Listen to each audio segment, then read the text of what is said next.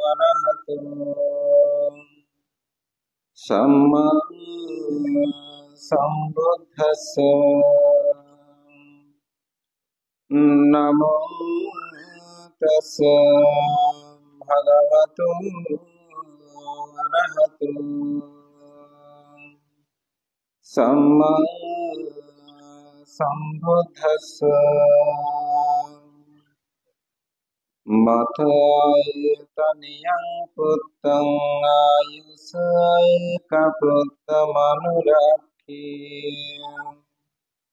एवं सभभूतेषु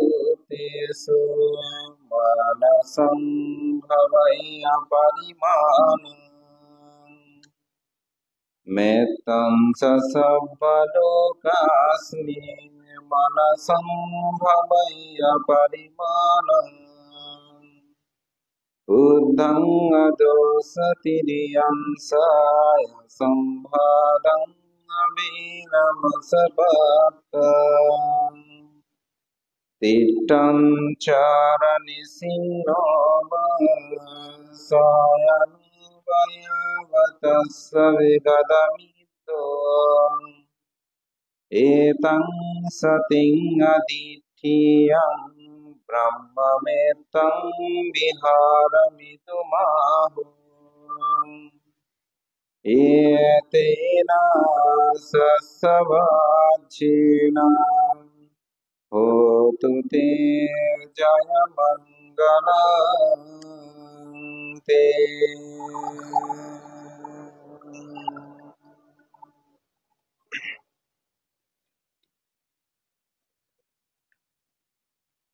চট্টগ্রামের বীর প্রসাদনী খ্যাত পটিয়া থানার অন্তর্গত বহু পুণ্য পুরুষের স্মৃতিধন্য পুণ্যতীর্থ বাকখালী বোধিসত্ত্ব বিহার। এই বিহারী ত্রৈমাসিক বর্ষাব্রতের দশম উপসদ দিবসকে উপলক্ষ করে আজকের এই অষ্টমী তিথি বিকাল বেলায় একক সদ্ধর্ম দেশনায় উপস্থিত অর্থবিহারীর সুযোগ্য বিহারাধ্যক্ষ, আমার অত্যন্ত পরম হিতৈষী বন্ধুবর, আমার জন্মতীর্থ শিলঘাটা গ্রামের জন্মজাত কৃতি সাঙ্গিক ব্যক্তিত্ব, বাকখালী বোধিসত্ত্ব বিহারের অন্যতম উপকার অধ্যক্ষ, তরুণ ভিক্ষু সংঘের অন্যতম সাঙ্গিক ব্যক্তিত্ব, সুদেশক, পরম প্রিয়ভাজন ভদন্ত বিনয়রক্ষিত মস্তবীর মহোদয়, অনুষ্ঠানে উপস্থিত আমার অন্তবাসী প্রিয়ভাজন শ্রদ্ধানিধি ভিক্ষু, উপস্থিত ঐতিহ্যবাহী পুণ্যতীর্থ চাঁদগাঁও সার্বজনীন সাক্ষ্যমণি বিহারের আমার অত্যন্ত প্রিয়ভাজন, যিনি এই বিহারের সুদীর্ঘ সময় অবস্থান করে অতি সাম্প্রতিক সময়ে তিনি চট্টগ্রাম কলেজে মাস্টার্সে আবার পরীক্ষা শেষ করেছেন গতকালই পিলিতে। প্রিয়ভাজন ভদন্ত তিস্য রত্ন স্থবির শ্রমণ দয় এবং ধর্মপ্রাণ প্রিয় উপাসক উপাসিকা বৃন্দ, আমি আপনাদের সকলের প্রতি মৈত্রী চিত্তে পুণ্যদান আশীর্বাদ, পরম পুণ্য পুরুষ যারা এখানে অবস্থান করে শাসন সদ্ধর্মের কল্যাণে এই সমাজ বিনির্মাণে প্রভূতপূর্ব কল্যাণ সাধন করেছেন, সেই পরম শ্রদ্ধেয় পুণ্য পুরুষগণের অতল স্থলে শ্রদ্ধা অর্ঘ্য বন্দনা নিবেদন করছি। কৃতজ্ঞতা প্রকাশ করি আমার সাধন তীর্থ চাঁদগাঁও 12 দিন ব্যাপী ভিক্ষু পরিবাস ব্রত এবং মস্তির বড় অনুষ্ঠানে আপনাদের আত্মিক কায়িক বাচনিক সর্ববিধ উপস্থিতি আমাকে আজীবন চিরঋণী করেছে। আমি সেই কৃতজ্ঞতা প্রকাশার্থে কৃতজ্ঞতা জানিয়ে আপনাদের সর্ববিধ সহযোগিতাকে পুণ্যদান করছি। তো বিশেষত আসলে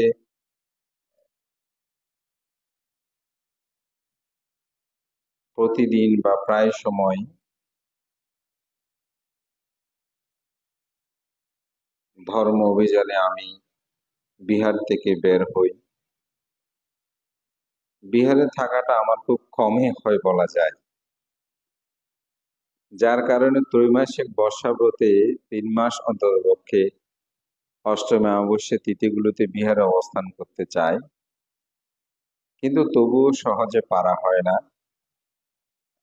গত 22 তারিখও বিনয়রক্ষিত আমাকে বলেছিল, তখন আমার আরেকটা প্রতিষ্ঠান প্রতেঙ্গায়, সেখানে উপসচিব সংগঠন ছিল, তো যার কারণে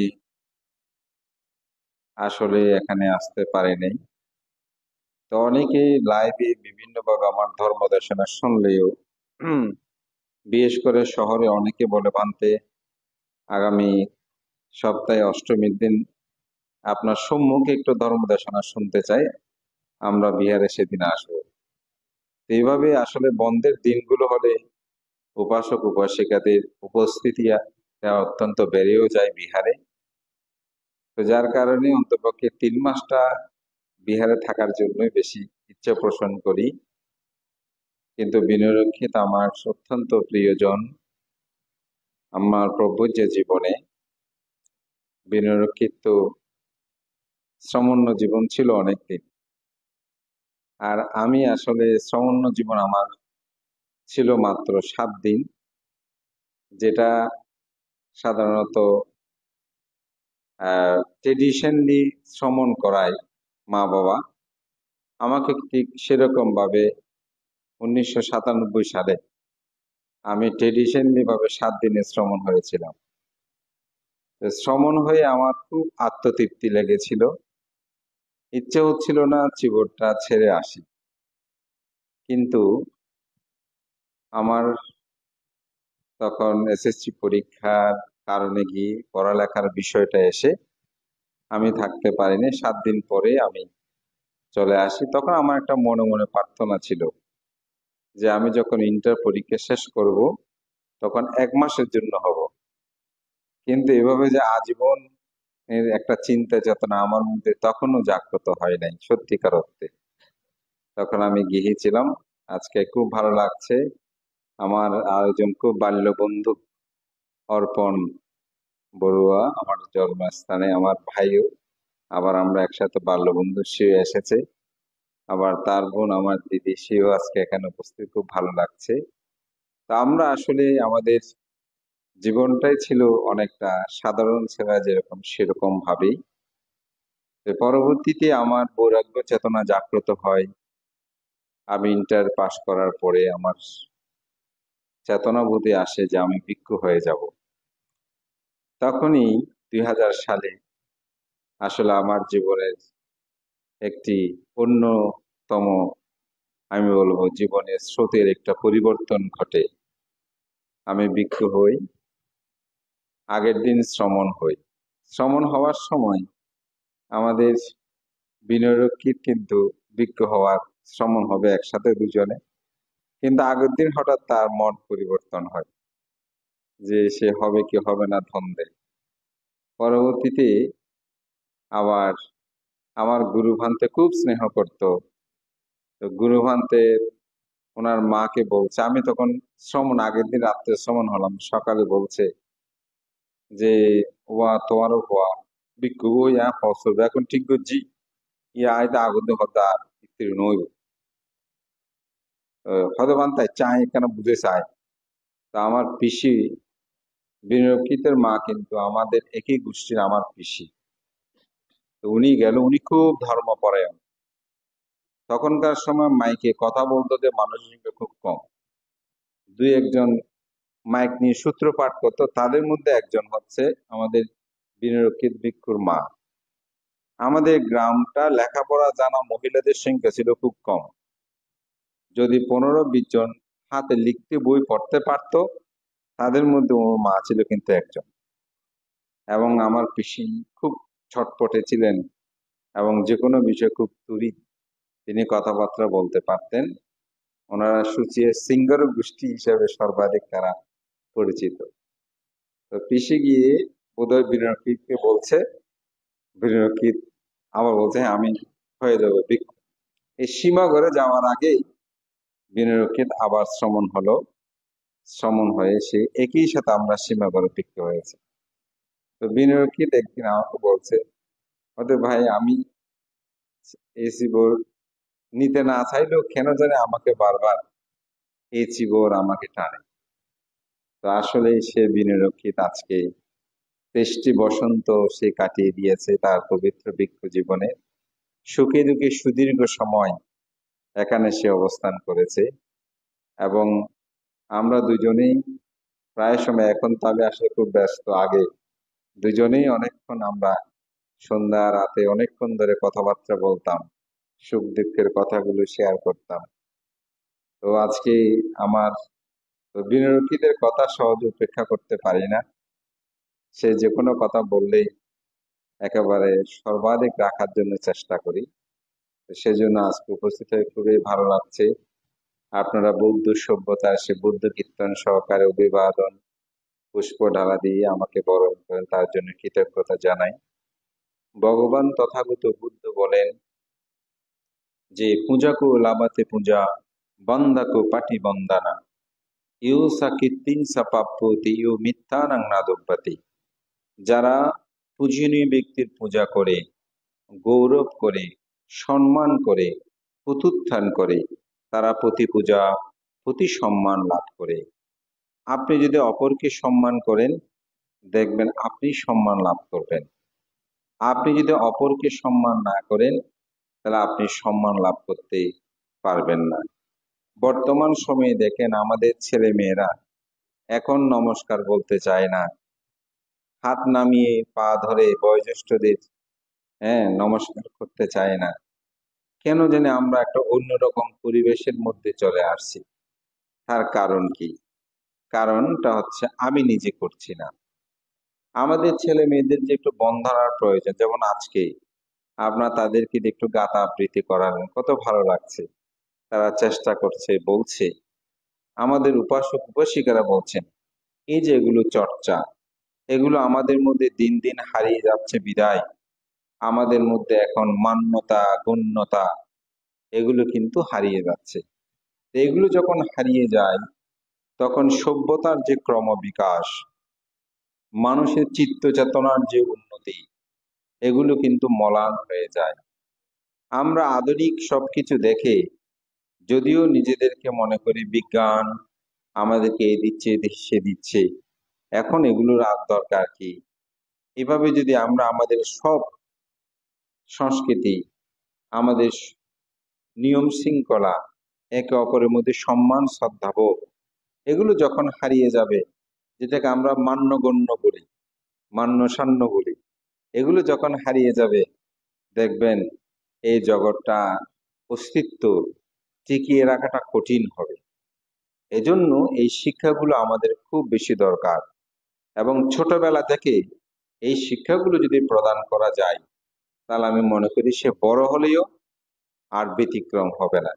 তা আমাদের সবচেয়ে দুর্ভাগ্য সেটা হচ্ছে আমাদের মা বাবারা এই বিষয়ে সচেতন নয়।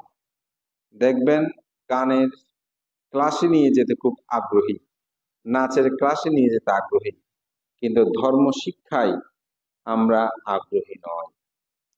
পরীক্ষা আসলে বানতে পরীক্ষা আমার ছেলে আসতে, আমার ওখানে অনেক ছাত্র আছে, কিন্তু দেখি যে পরীক্ষা যখন আসে নভেম্বর ডিসেম্বর বা প্রথম এই প্রায় 1 মাস আর আসবে না। কেন? বলতে আমাদের পরীক্ষা। আমাদের পাশে আরেকটি সম্প্রদায়, বিশাল একটা সম্প্রদায় আছে, এটা হচ্ছে মুসলিম সম্প্রদায়। আজকে যখন আমরা বের হয়েছি 1:30টার দিকে, রাস্তায় গাড়ি যখন চলছে মসজিদের সামনে, যেখানে এসেছে মানুষকে মানুষের ঢল, ছোট ছোট ছেলে মেয়েরা আছে। ও হয়তো নামাজ পড়তে পারে না, সেই যখন ওনারা মুসল্লিরা বসে গেছে, সে তো দাঁড়িয়ে আছে, ছোট ছেলে, সে এদিক সেদিক তাকাচ্ছে। সবাই বসে গেছে যে সে তো দাঁড়ানো, তখন সেও চুপ করে বসে গেল। দেখেন শিক্ষাটা কিরকম। আবার সবাই যখন দাঁড়ালো, সে দাঁড়িয়েছে কিনা দেখার শুধু নেই, সকল তো লম্বা মানুষের মাঝখানে সে। আজকে না, অন্য একদিন আমি এরকম দেখেছিলাম। তা আজকে আসার সময় দেখছি ছোট ছোট ছেলেদের কোলে করে নিয়ে যাচ্ছে। তাহলে প্রতি শুক্রবার তো তারা আসে, তো তাদের পরীক্ষা থাকে না? তারাও তো নাচ গান করছে, তারাও ভালো রেজাল্ট করছে, বিভিন্ন জায়গায় যাচ্ছে। কিন্তু আমাদের মা বাবাদের এই সচেতন থাকতে হবে। এবং এটার জন্য আমি বিনয়রক্ষিতকেও বলবো যে অন্তপক্ষে সপ্তাহে একদিন হলেও এই ধর্ম শিক্ষা চালু থাকলে তো ভালো, না থাকলে আমি মনে করি চালু করাটা উচিত। আমাদের বিহারে যারা দায়িত্বে আছেন, আপনাদেরও আমি মনে করি একটা বাজেট করে অন্তপক্ষে যারা আসবে তাদেরকে একটু চকলেট দিলাম, অমুক দিলাম, এক এক দিন এক এক রকম দিলে আমাদের ছেলে মেয়েগুলো একটু উৎসাহিত হয়, তারা অনেকগুলো শিক্ষা লাভ করতে পারে। যেমন আমি আজকে যখন একটু এখানে ধ্যান দিচ্ছি, তো বাম হাতের উপর ডান হাত রাখতে বলছি, তখন অনেকে হাতটাকে শুধু এরকম করতেছে। তা আমি যখন বলছি এটা খুলে রাখো, তখন এরা খুলে রাখছে। অনেকের অভ্যাস আছে, অনেকে হয়তো একেবারে নতুনও হতে পারে। তাহলে আমরা একটা মুদ্রাটা তো শিখলাম, এই ধ্যানের মুদ্রাটাও কিন্তু একটা সংস্কারের দরকার আছে। এটা যদি জন্ম জন্মান্তরের সংস্কার না থাকে, আপনি ধ্যান ও মুদ্রাটাও লাভ করতে পারবেন না।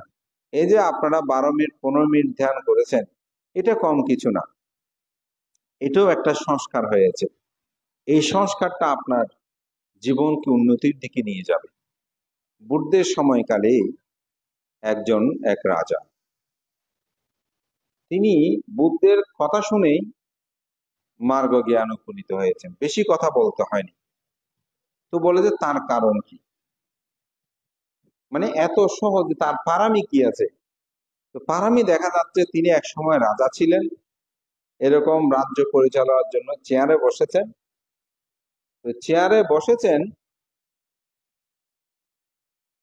রাজার বিচার করতে করতে সন্ধ্যা হয়ে গেল। তখন সেই ঘাম, ঘামার্ত শরীরে, তো এখানে হাত দিয়ে এভাবে ডলা দিয়েছে, হাত দিয়ে শরীরের অংশে। তো হঠাৎ নাগের মাথায় হাতটা এসে লেগেছে, তখন একটা দুর্গন্ধ লেগেছে। তখন সে বলছে, হা, এই শরীর কত দুর্গন্ধময়, কি অসুচি। এই অসুচি ভাবনাটাই তার জীবনে কি হয়েছে, একটি সংস্কার হয়েছে। তথাগত গৌতম বুদ্ধের সময়ে এসে বুদ্ধের সাক্ষাৎ পেয়ে ওই সংস্কার তাকে কাজ দিয়েছে। এই জন্য এই স্মৃতি, এই ভাবনা, এই যে স্বল্প সময়, এটাও আপনাকে সংস্কারে কাজ করবে। এই জন্য আমাদের প্রজন্ম ছেলে মেয়েদেরকে আমি মনে করি রক্ষা করা উচিত, এবং তাদেরকে আমি মনে করি এই শিক্ষা দেওয়াটা একান্ত প্রয়োজন। সেটা দেখে আমার খুব ভালো লাগছে, এবং আমি মনে করি এটি আপনাদের মধ্যে সব সময় যেন বিরাজমান থাকে। এই শিক্ষাটা আমাদের খুব বেশি প্রয়োজন। ধর্মপ্রাণ প্রিয় উপাসক উপাসিকা বিন্দু, আমাদের আধুনিক বিজ্ঞান প্রযুক্তির যুগে আমরা সবাই এখন বাস্তববাদী হয়ে পড়ছি। আমাদের অনেক তরুণ এখানে আছেন, অনেক তরুণীও আছেন, অনেকে আধুনিক বিজ্ঞান মনস্ক।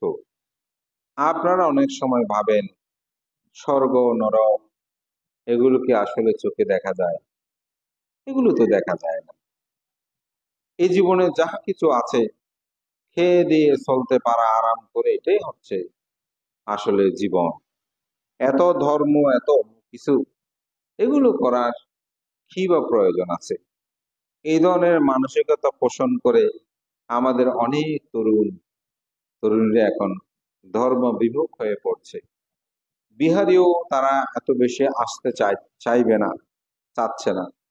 গুটি কয়ে কেউ আসলেও এগুলো একটু সংগঠন করে, অমুক করে সমুক করে, একটু মাইক দেবে, এরকম করে আসে। তার কারণটা কি? তার কারণ হচ্ছে ধর্মীকে আমরা গভীরভাবে অনুপ্রবেশ করছি না। আপনাদের বিহারে যখন বন্দনা করতে ঢুকলাম, পাশে আলমিরাতে অনেকগুলো বই দেখলাম। আমি কাউকে লজ্জা দেওয়ার জন্য বলছি না। আমি যদি এখানে একটু তাদেরকে প্রশ্ন করি, এখানে কয়টা বই আপনারা পড়েছেন? আমার মনে হয় না একটা বই পড়েছে এরকম বলতে পারে। যদি কেউ থাকে একটু হাত তুলে মানতে আমি একটা বই পড়েছি। আমার মনে হয় আমাদের থেকে শুনে আপনারা যা বুঝেছেন এটাকে আপনি ধর্ম মনে করছেন। কিন্তু একটি কথা আছে, শ্রবণ হচ্ছে অল্প জ্ঞাত, পঠন হচ্ছে বিস্তারিত জ্ঞাপন। আপনি যা শুনবেন এখানে অল্প কথা শুনবেন, কারণ একটা বইয়ের যা নির্যাস আছে আমার স্মৃতিতে আমি ধরে রাখতে পেরেছি, সেটাই আমি আপনাদেরকে দেশনায় বলতেছি। কিন্তু সেটার গভীর তথ্যটা উপলব্ধি করতে হলে আপনাকে বইটা পড়তে হবে। আমাদের সে পড়ার কোনো জায়গায় না থেকে আমাদের প্রজন্মরা বলছে ধর্মে আর কি আছে, এ বুদ্ধকে দিয়ে পূজা তোলে, তারপর কেন পূজা তোলে, অমুক করে সমুক করে, এগুলো আমরা বলি, কিন্তু তার গভীরে যায় না। মনে করি যে না বিজ্ঞান এটা আবিষ্কার করছে, ওটা আবিষ্কার করছে, মোবাইল আবিষ্কার করছে, বিজ্ঞানী এগুলো যা বলছে তা ঠিক। বিজ্ঞান কি আপনাকে শান্তি দিতে পারে? অবশ্যই দিতে পারে, কিন্তু চরম শান্তি আপনাকে দিতে পারবে না। কেন পারবে না? কারণ বিজ্ঞান আপনাকে প্রতিনিয়ত চঞ্চল করে। আপনাকে কি করে? চঞ্চল করে। আপনাকে প্রতিনিয়ত একটার পর একটা আবিষ্কারের মন ছুটায়। একটা মোবাইল নিয়ে বলি, প্রথমে একটা মোবাইল আসলো নোকিয়া, অ্যানালগ যেটা বলছি আমরা। এই মোবাইলটা নেওয়ার জন্য আমাদের কত চিন্তা, একদম বিশাল বড় মোবাইল। এটা 1,20,30,000 টাকা করে বিক্রি করেছে। এই মোবাইলটার পর তারপর আপনার অ্যান্ড্রয়েড সেট আসলো। এই অ্যান্ড্রয়েড সেটটা প্রতি বছর বছর পরিবর্তন। এখন একটা কিনলাম, সেদিন আমার একটা আইফোন একজন দেখলাম, মানতে কত হাজার 10, কত মানতে এখন 14, 15 আইদের অনাইসো 10 কাজ। দেখেন আমাকে চঞ্চল করতেছে। তাই বললাম নোকিয়া আইফোন আমি একটা ব্যবহার করেছি, ও আইফোন বলে 10 আই দি, আইফোন আর ব্যবহার করবো না। এই ইচ্ছে ছিল যে একটা ব্যবহার করবো, এটা এখন ব্যবহার করছি শেষ। কিন্তু আমাকে বলছে মানতে ওটা নতুন লন না। দেখেন আমাকে কি করতেছে? চঞ্চল করছে। অনেকে আছে যে আইফোন সেন্টার গিয়ে বলতেছে যে 15 কখন আসবে, আমি আগে বুক দিয়ে দিচ্ছি, টাকা দিয়ে বুকিং দিয়ে আসতেছে। এটার পরে যখন 16, 17 একটার পর একটা আমাদের চিত্ত কি করে? চঞ্চল করে। সেও নতুন নতুন আবিষ্কার করছে, কিন্তু তার স্থিরতা নেই। যেটা স্থির নয় সেটা কিন্তু কখনো শান্তি আসতে পারে না। তাই যদি জড় বিজ্ঞানকে আমাদের জীবনের প্রশান্তি মনে করি, আমি তরুণদেরকে বলবো তাহলে আপনারা ভুল করবেন। একটা গল্প বলি। এক ব্যক্তি মনোদুঃখী, তিনি বনে গেলেন। তো বনে এক ঋষির সাথে তার দেখা হলো।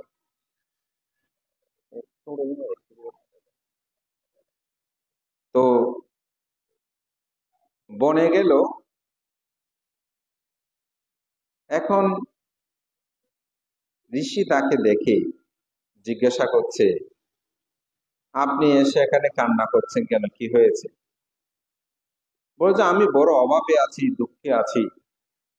আমার টাকা পয়সা, ধন দৌলত, বাড়িঘর, এগুলোর অভাব তাড়নায় আমি থাকতে পারছি না। তো আপনি, সে দুঃখে আমি এখানে চলে এসেছি। বলে জগতে অভাব ছাড়া তো কোনো কিছু নাই, সব জায়গায় অভাব, অভাব কিন্তু থাকবেই। আপনি সেই চিন্তা না করে বাড়ি ফিরে চলে যান। বলে যে না আমি বাড়ি যাব না, আমি এখানে থাকবো। বলে যে ঠিক আছে, আমি আপনার সমস্যার সমাধানগুলো করে দিলে আপনি যাবেন? বলে যে হ্যাঁ, অবশ্যই যাব। বলে যে এদিকে আসেন। তো তিনি একটি মন্ত্র জপ করলেন। মন্ত্র জপ করার সাথে সাথে একটি বিশাল বড় দৈত্য আসলো। সেটাকে দেখে সে খুব ভয় পাচ্ছে, ভয়ে শঙ্কিত। বলে যে ভয় পাওয়ার কোনো কারণ নাই, এই দৈত্যকে আপনি যেটা বলবেন সেটা আপনাকে তৈরি করে দেবে। তবে সত্য হচ্ছে একটা, তাকে সবসময় কাজের মধ্যে রাখতে হবে। যদি তাকে কাজের মধ্যে না রাখেন, তাহলে সে আপনার ঘাড় ভেঙে রক্ত শুষে খাবে। তো সে বলছে ঠিক আছে। তখন দৈত্যটাকে সাথে নিয়ে বাড়ি ফিরল। তো বাড়ির সামনে একটা বিশাল বন বাগান। তো দৈত্যকে বলছে, তোমাকে আমি হুকুম করছি, এই আমার বাড়ির সামনে এই বিশাল জায়গা, এটার মধ্যে একটা বিশাল বড় প্রাসাদ নির্মাণ করে দাও, একটি সুন্দর নগরী তৈরি করে দাও। বলে যে জি হুজুর, ঠিক আছে। এই বাড়ির ভিতরে, তার জীর্ণ শীর্ণ বাড়ির ভিতরে ঢুকে গেল, আর দৈত্য তো বাইরে আছে। ভোরে যখন ঘুম থেকে উঠছে, উঠে দেখে যে বাড়ির সম্মুখে বিশাল একেবারে এক নগর তৈরি করে খুব সুন্দর প্রাসাদ নির্মাণ করে দিয়েছে। তো দৈত্য বলছে, প্রভু আপনার জন্য তৈরি করেছে, আপনি প্রবেশ করুন। সেই সেখানে প্রবেশ করলো। বিশাল বাড়ি, এটা বলে সেটা বলে, সোনা গহনা যখন যেটা প্রয়োজন আনতে আনতে দেখে গেল পুরো বাড়ি ঘর একেবারে মানে পরিপূর্ণ হয়ে গেল, কোনো কিছুর অভাব নাই। তখন দৈত্য আবার আসছে, এসে বলে যে প্রভু আমার তো সব কাজ শেষ, আমার একটু কাজ দেন। যদি কাজ না দেন, আমি কিন্তু আপনার ঘাড় ভেঙে রক্ত শুষে খাবো। এখন উনি তো বড় চিন্তায় পড়ে যে কি কাজ দেবে তাকে। হঠাৎ তার একটি বিদঘুট চিন্তা আসলো। বলে যে বলে একটা কুকুর ধরে নিয়ে আসো, কারির কোনো কি নাই, শেষ নাই। সেজন্য বিজ্ঞান আপনাকে পরিপূর্ণ প্রশান্তি দিতে পারে না। বিজ্ঞানের অবশ্য প্রয়োজন আছে, কারণ জড় বিজ্ঞানের উন্নতি না হলে পৃথিবীর সভ্যতার বিকাশে প্রতি পদে পদে বাধা আসবে। কিন্তু আপনি যদি সেটাকে জীবন মনে করেন, তাহলে আপনি ভুল করবেন। কারণ আপনার জড় বিজ্ঞানের বিপরীতে আরেকটি বিজ্ঞান আছে, সেটাকে বলা হয় মন, চিত্ত, অন্তঃকরণ, হৃদয়, হার্ট, যেগুলো একাত্মবোধক শব্দ। পৃথিবীতে দুটো জিনিস আছে, একটি হচ্ছে রূপ আর একটি হচ্ছে নাম। রূপটা হচ্ছে কি? আমার এই দেহ। নাম হচ্ছে কি? বেদনা, সংজ্ঞা, সংস্কার, বিজ্ঞান, যেটাকে আমরা নাম বলি, মন, বিজ্ঞান বলি। আধুনিক প্রজন্মে আমরা কিন্তু রূপটাকে বেশি প্রাধান্য দিচ্ছি, মনকে প্রাধান্য দিচ্ছি না। যার কারণে আমরা এরকম সুন্দর বিহার হচ্ছে, কিন্তু সুন্দর মন আমাদের হচ্ছে না। সুন্দর বাড়ি হচ্ছে, সুন্দর পোশাক পরিচ্ছদ আমরা পরছি, কিন্তু আমাদের মনটা সুন্দর হচ্ছে না। কেন? আমরা ওই জড় বিজ্ঞানের প্রতি ধাপমান, কিন্তু চিত্তকে উন্নত করার প্রতি ধাপমান নয়। বুদ্ধ আজ থেকে 2500 বছর আগে আমাদেরকে শিক্ষা দিয়েছেন কি, আপনি যদি মনকে উন্নত করতে পারেন, প্রকৃত প্রশান্তি আপনি লাভ করতে পারবেন।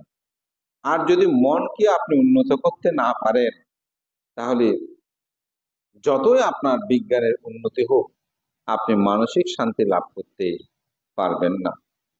আমি আবারও বলছি, আমি বিজ্ঞানকে তুচ্ছ করছি না। বিজ্ঞানের কারণে আমরা এখন পাকা করতে হচ্ছে না, ইলেকট্রিসিটির মাধ্যমে আমরা ভোগ করছি। কিন্তু আপনাকে দুটাকে যথার্থ গুরুত্ব দিতে হবে, এবং তার মধ্যে হচ্ছে চিত্ত প্রধান। চিত্তটাকে প্রাধান্য দিতে হবে। তো তো মনের মধ্যে আমি আজকে চারটা বিষয় নিয়ে আপনাদের সম্মুখে একটু আলোচনা করব।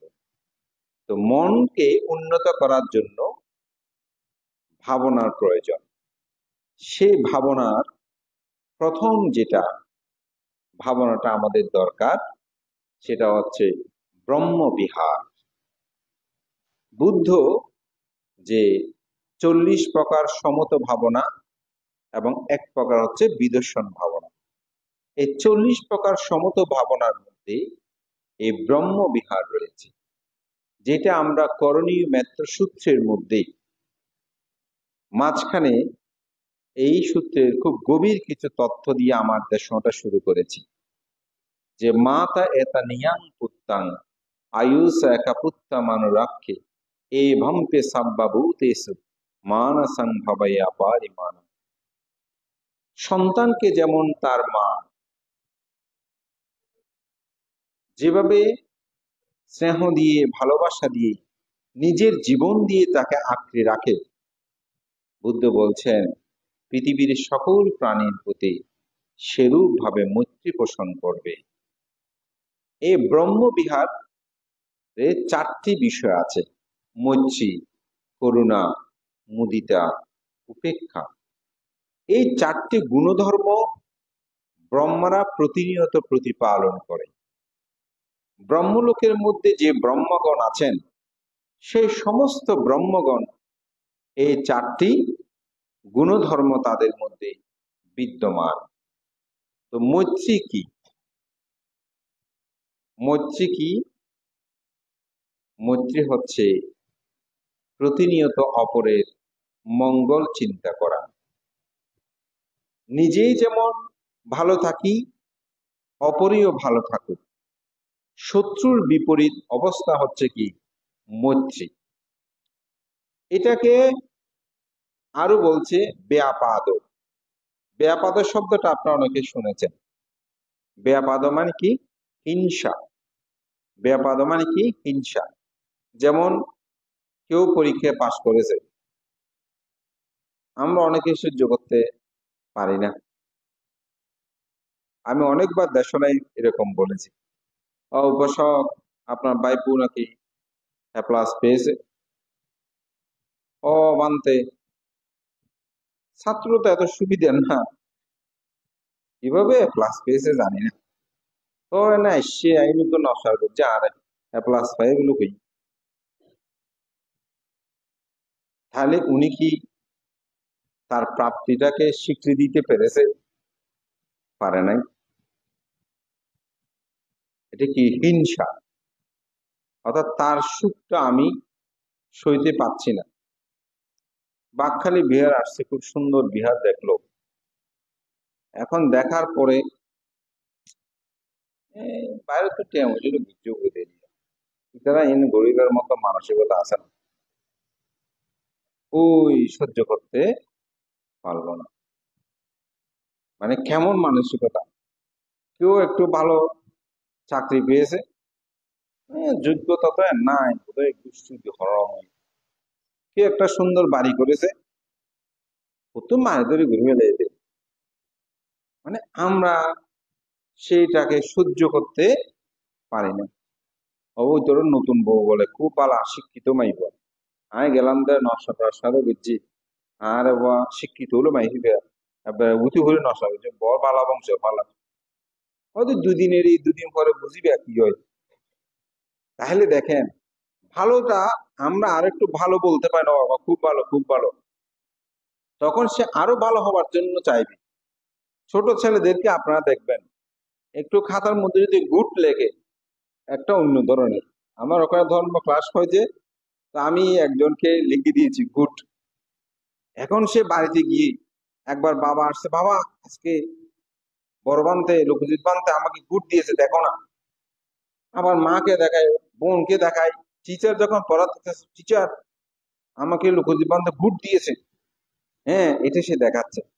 পরে যখন তাকে আমি পড়া দিই, কাউকে আর বলতে হয় না, সে নিজেই আগে ওই বাড়ির কাজটা আমারটা করে সে নিয়ে আসে, বলতে পারতে কি গুড দিয়েছেন, মেয়ে তো পড়ালেখা সব বাদ, আপনার আগে আপনারটা লিখে তারপর পড়তে বসছে, তাহলে তাকে কি করা? উৎসাহিত করা, প্রশংসিত করা।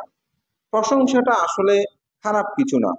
বুদ্ধের যে অশীতি শ্রাবক, সে অশীতি শ্রাবককে বুদ্ধ কিন্তু এক একটা উপাধি দিয়েছেন। যেমন আনন্দকে বলেছেন ধাম্মা ভান্ডাগারী, তাই না? উপালিকে বলেছে বিনয় ধর।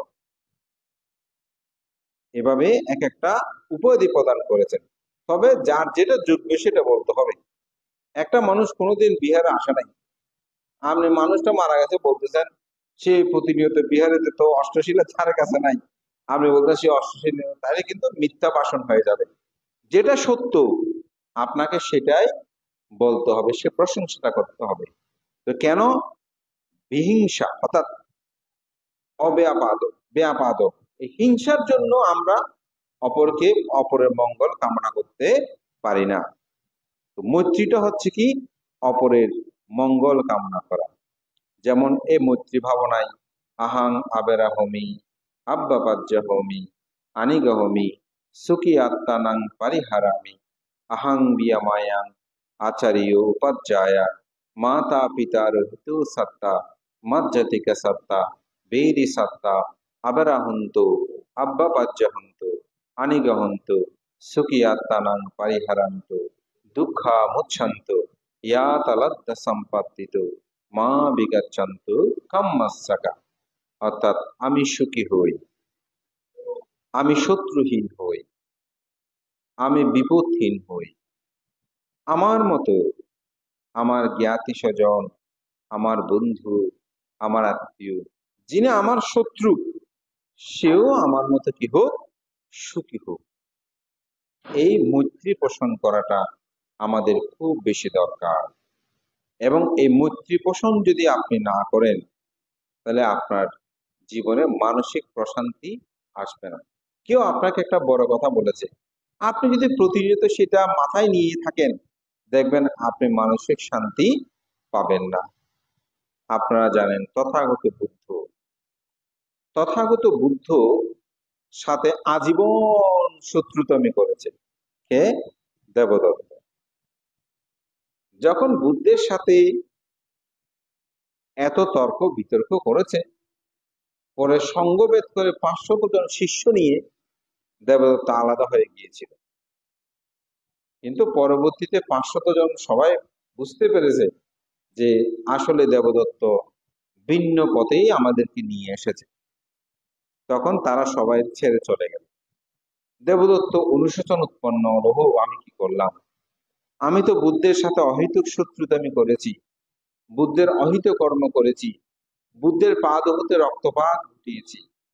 আমি বুদ্ধের কাছে যাব, বুদ্ধের কাছে গিয়ে ক্ষমা চাইব। তখন 2-4 জন যারা ছিল তাদেরকে বলছে আমাকে একটু বুদ্ধের কাছে নিয়ে যাও। তখন সে তো অসুস্থ, বিছানা থেকে উঠতে পারছে না একেবারে। তখন তাকে কাঁধে করে নিয়ে বুদ্ধের সাক্ষাতের জন্য নিয়ে আসছিল।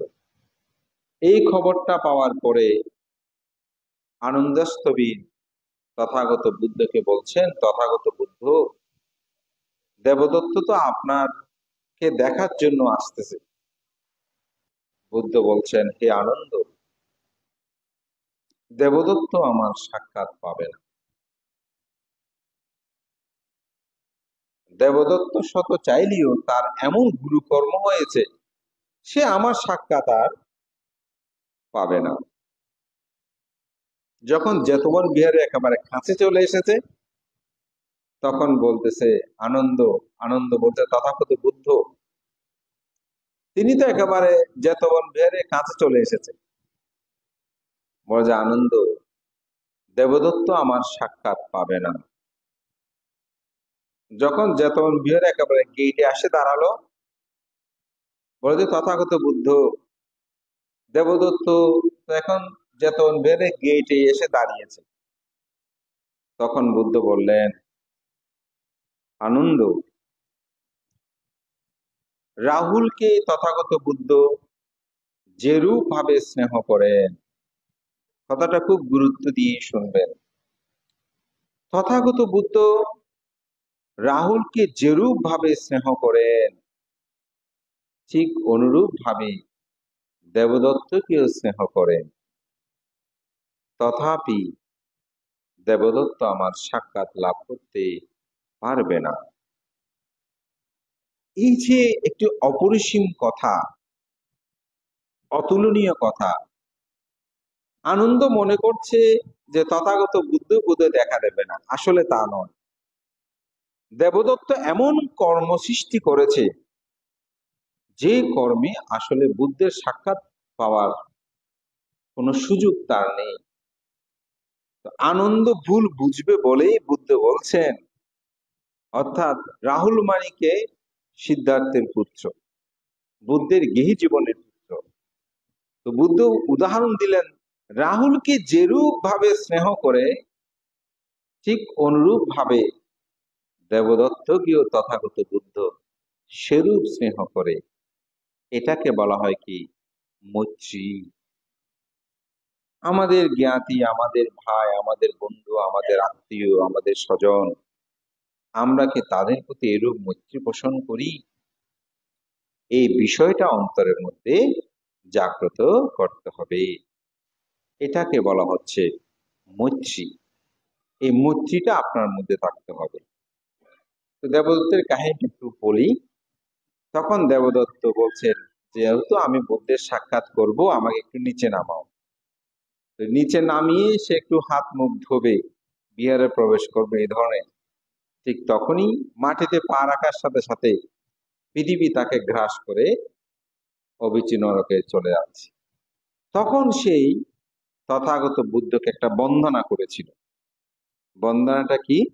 ইমেহি আট্টাহি তামাজ্ঞা পুগ্গালাং দেবাতি দেবাং নারাধম্ম সারতিং সামন্ত সাক্ষুং কাতা পুণ্য লাক্ষাং পানামি বুদ্ধাং সারানাং গাতস্মি। দেবদত্ত যে কত আসলে তার পাণ্ডিত্য ছিল, এই বন্দনাটাতে বোঝা যায়। ইমেহি আট্টাহি তামাজ্ঞা পুগ্গালাং দেবাতি দেবাং নারাধম্ম সারতিং। এই অষ্ট পুগ্গল যুক্ত আট্টাহি তামাজ্ঞা পুগ্গালাং, উত্তম সে পুগ্গল, দেবাতি দেবাং নারাধম্ম সারতিং, দেবতাদের দেবতীত, নর মানে কি মানুষ, মানুষের মধ্যে সর্বশ্রেষ্ঠ, দেবাতি দেবাং নারাধম্ম সারতিং সামন্ত সাক্ষুং কাতা পুণ্য লাক্ষাং, শত পুণ্য লক্ষণ যুক্ত সামন্ত চক্ষু সম্পূর্ণ, পানামি বুদ্ধাং সারানাং গাতস্মি, আমি তাকে প্রণাম করেই গমন করছি। কিভাবে বুদ্ধকে বন্দা নিবেদন করেছেন। তো বুদ্ধ তাকে আশীর্বাদ আনতেই বলেছিলেন, আনন্দ, দেবদত্তের কর্মের কারণে মহা অবিচি নরকের মধ্যে উৎপন্ন হলেও কল্পকাল সে নরক দুঃখ যন্ত্রণা ভোগ করে সেখান থেকে তিনি মনুষ্য ধর্ম ধারণ করে অট্টিস্য নামক পাচ্ছেকাবদ্ধ হয়ে সেই মুক্তি লাভ করবে। দেবদত্ত এত কর্ম করলেও কিন্তু তার জন্মের একটা নির্দিষ্টতা কিন্তু হয়ে গেছে, তিনি মুক্তি লাভ করবেন। এই যে মৈত্রী পোষণ তথাগত বুদ্ধের এই আদর্শ আমরা বহু জায়গায় দেখতে পাই। এই মৈত্রীটা আমাদের খুব প্রয়োজন। বুদ্ধের জাতকেও আমরা এরকম অসংখ্য মৈত্রীর কথা দেখতে পাই। এই মৈত্রীটা আমাদের মধ্যে থাকতে হবে। তথাগত বুদ্ধ বহু জন্মে এভাবেই তিনি মৈত্রী পোষণ করেছেন, কিন্তু আমাদের মধ্যে সেটা নেই। আমরা কার কার কিভাবে ক্ষতি করতে পারবো, এটা প্রতিনিয়ত চিন্তা। ভাই বোন আত্মীয় স্বজন জ্ঞাতির মধ্যেও আমরা কার কিভাবে ক্ষতি করব, এই চিন্তায় আমরা আসলে নিমগ্ন রাখি। ডক্টর মোহাম্মদ শহীদুল্লাহর একটা গল্প খুব সুন্দর, একটু ভাই ভাইয়ের কথা, আপনারা আমাদের তরুণরাও আছে, তাদেরকে একটু দৃষ্টি আকর্ষণ করে বলছি। তো এটা আমি চট্টগ্রাম বিশ্ববিদ্যালয়ে যখন লাইব্রেরিতে আমার কিছু থিসিসে ওয়ার্ক করছিলাম, তখন এই ডক্টর মোহাম্মদ শহীদুল্লাহর একটা বিশাল গ্রন্থ দেখলাম। উনি তো বিখ্যাত মানুষ, আমি বললাম, একটু বইটা দেখি। ওইটা পড়তে গিয়ে এই গল্পটা আমি সেখানে পেলাম। গল্পটা হচ্ছে দুই ভাই। দুই ভাই খুব মিলমিশ ছিল, কিন্তু যখন বিয়ে শাদী করলো একে অপরের মধ্যে দ্বন্দ্ব সংঘাত শুরু হলো। তো শুরু হতে হতে সামান্য জায়গা নিয়ে মামলা হলো। এই মামলা করতে করতে করতে করতে দুই ভাইয়ের ব্যবসা বাণিজ্য, জায়গা জমি সব শেষ হয়ে গেল, ক্ষান্ত হয়ে গেছে। তখন দুই ভাই আবার টাকা পয়সা যেহেতু সব শেষ, নিরুপায়, আবার দুইজনে এক হলো। বলতে আমরা আগে একসাথে ব্যবসা বাণিজ্য করে অনেক টাকা পয়সা জোগাড় করেছি, কিন্তু দুজনেই আমরা যাকে বিরোধ করতে করতে তুমিও শেষ আমিও শেষ, কোর্ট কাছারিতে সব শেষ হয়ে গেছে। বলতে চলো আমরা দুই ভাই আবার এক হই, এক হই আমরা আবার ব্যবসা বাণিজ্যে যাই। বলো যাও, খুব ভালো কথা। বলতে আমিও তোমাকে সেটা বলতে যাচ্ছি। তো দুজনেই যাত্রা শুরু করলো। তো যাওয়ার সময় একজনের একটা বদনা ছিল, পানি নেওয়ার বদনা। তো আরেকজন বলছে, ও বলতে বদনাটা নি, হয়তো এটা আমার বদনা, হয়তো আমি নি, হয়তো অসুবিধা নেয় না। তো নিল, নিয়ে বদনা কিছু পানি নিয়ে দুজনে যাত্রা শুরু করলো। তো বড় ভাই হচ্ছে বদনাটার মালিক, আর ছোট ভাই বদনাটা নিয়েছে পানি সহ। তো যেতে যেতে এক মরু উদ্যানে গিয়ে পৌঁছলো। পৌঁছার পরে বড় ভাই বলছে, আমার খুব তৃষ্ণা পেয়েছে, আমাকে একটু পানি দাও। বলছে না, তুমি আগে আগে আগে আমি আমি খাবো, তারপর তুমি না। বলছে বদনাটা আমার। ছোট ভাই বলছে, পানি তো আমি নিয়েছি, আগে আমি খাবো। ও বলছে আগে আমি। দুজনের মধ্যে আবার দ্বন্দ্ব শুরু হয়ে গেছে। এখন বদনাটা নিয়ে টানাটানি করতে করতে পানিটা হঠাৎ পড়ে গেল কোথায়? মরুভূমির মধ্যে। এখন পানি সব মরুর ভিতরে চলে গেছে, বালির মধ্যে। এখন দুজনে হতাশ হয়ে পড়লো। তো ওখানে একটা দৈত্য দীর্ঘদিন যাবৎ পানির তৃষ্ণায় সে কাতর হয়ে পড়েছিল।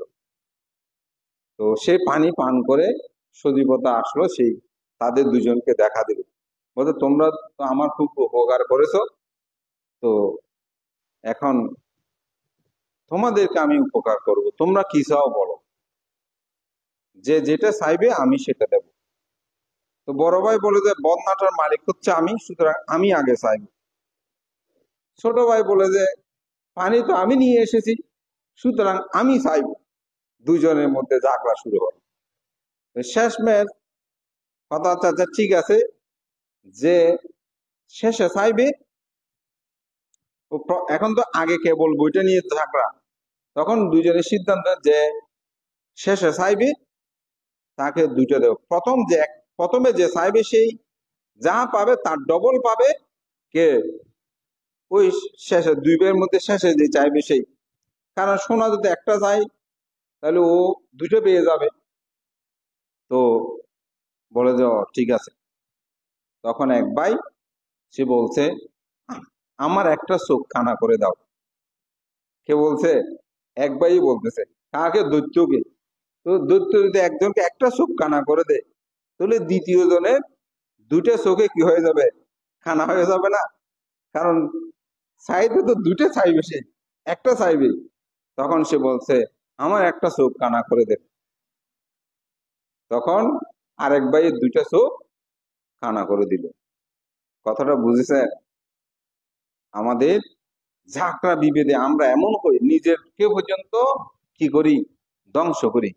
জায়গা সম্পদও দেখবেন বাইয়ে বাইয়ে বলে, তুমি না দাও, আমরা অন্য একটা সম্প্রদায়ে দিয়ে তোর মজা বুঝো।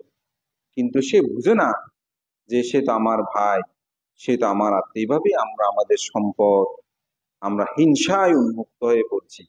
তো এই হিংসা মানুষকে কি করে? নিজের জীবনটাকে পর্যন্ত ধ্বংস করে ফেলে। অথচ দুই ভাই যদি মিলে চাইতো যে আমি কোটি কোটি টাকা চাই, তাহলে কোটি কোটি টাকা সে পেতো, আরেকজনে পেত।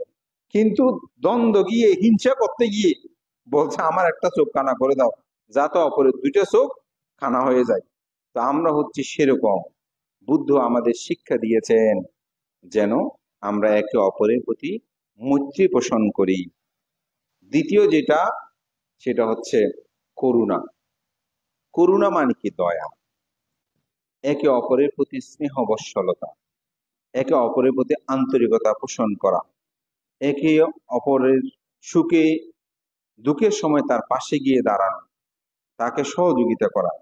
যেমন তথাগত বুদ্ধ, আপনারা দেখেছেন অঙ্গুলিমাল 999 জন মানুষ হত্যা করেছে।